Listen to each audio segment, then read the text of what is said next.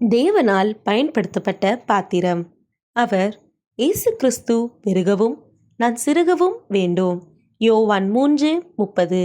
தலைப்பு: தற்கொலை முடிவல்ல. இன்றைய தேவ மனிதர் ஃப்ளேவியஸ் ஜோசிஃபஸ். மண்ணில் பிறந்தது கிபி 37ஆம் ஆண்டு. விண்ணில் சென்றது கிபி 100ஆம் ஆண்டு. ஊர் அறியப்படவில்லை. நாடு எருசலேம்.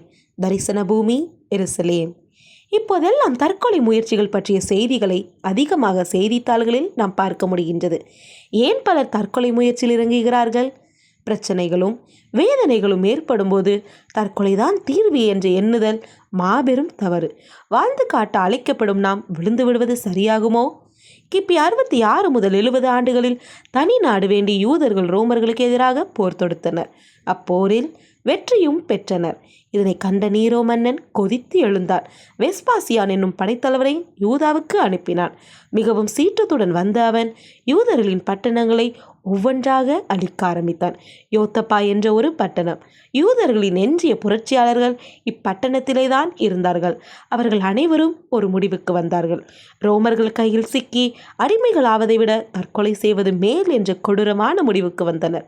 புரட்சியாளர்களின் கூட்டத்தில் மாட்டிக்கொண்ட யோசிஃபஸ் தற்கொலை முடிவை விட்டு விலகுமாறு அப்புரட்சியாளர்களை வேண்டினார். ஆயினும் அவர்கள் இவர் பேச்சை கேட்கவில்லை. தங்கள் முடிவின்படியே தற்கொலை செய்து கொண்டனர். இவர் கிபி 67ஆம் ஆண்டு ரோமர்களிடம் சரணடைந்தார். இதனால் கைதியாக பிடிக்கப்பட்டு ரோம் நகருக்கு கொண்டு போகப்பட்டார். கிபி 70ஆம் ஆண்டு எருசலேம் தேவாலயத்தின் அழிவை நேரில் கண்ட சாட்சி இவர். தம்மை ரோம பிரஜையாக மாற்றிக்கொண்டு ஃப்ளேவியஸ் என்னும் பெயரை தன் பெயருடன் இணைத்து கொண்டார். இவர் ஒரு மாபெரும் எழுத்தாளர். இயேசு கிறிஸ்துவின் சரித்திரத்தை ஆதாரத்துடனும் தெளிவுடனும் வாசிப்பவர்களை கிறிஸ்துவின் பால் வழிநடத்தும் முறையிலும் எழுதி வெளியிட்டார். யூதர்களின் யுத்த சரித்திரம், பண்டைய கால யூதேயா போன்ற புத்தகங்களை எழுதிய இவர் ஒரு சிறந்த சரித்திர ஆசிரியராவார். அன்பரே, சரித்திரம் படைப்பதில் உங்கள் ஆர்வமும் தீவிரமும் என்ன? வாழ்விலிருந்து வாழ்வுக்கு.